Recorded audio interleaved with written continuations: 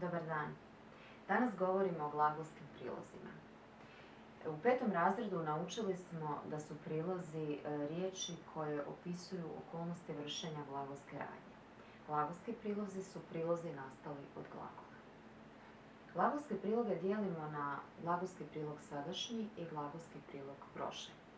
Oni se razlikuju po tome što glagolski prilozi sadašnji nastaju isključivo od nesvršenih glagola, a glagolski prilozi prošli nastaju od svršenih glagola. Da bi pokazala tvorbu glagolskih priloga sadašnjih i glagolskih priloga prošlih, odabrala sam dva glagola koja su vidski parnici. To su glagol čitati, koji je nesvršen po vidu, i glagol pročitati, koji je po vidu svršen. Glagolski prilog sadašnji nastaje tako što izabrani nesvršeni glagol, to je u ovom slučaju glagol čitati, prvo stavljamo u treće lice množine prezenta. Oni čitaju.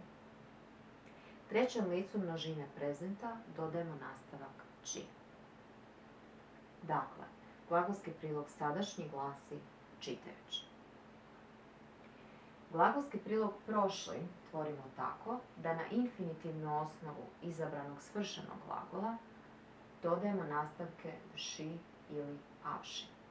Nastavak vši dodajemo kad infinitivna osnova glagola završava samoglasnikom, a nastavak avši kad završava suglasnikom. Ovdje infinitivna osnova završava samoglasnikom a i glasi pročita, te ćemo joj dodati nastavak vši. Dakle, glagolski prilog prošli glasi pročitavši. Glagolskim prilogom sadašnjim izričemo istovremenost radnji u rečenici. To možemo vidjeti na sljedećem primjeru. Čitajući knjigu, maštala je o putovanju. Ovdje se radnja izrečena glagolskim prilogom sadašnjim i radnja izrečena predikatom maštala je događaju u isto vrijeme. Ukoliko ovaj dio rečenice preoblikujemo, dobit ćemo zavisnu vremensku rečenicu. Dok je čitala knjigu, maštala je o putovanju. Predikati je čitala i maštala je izriču radnje koje se događaju u isto vrijeme.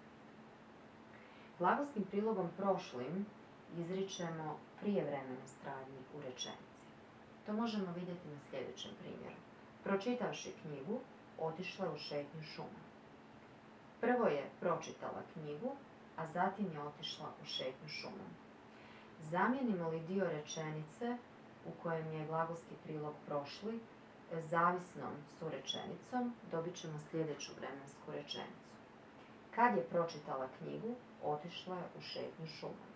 Ovdje su već označeni predikati je pročitala i otišla je.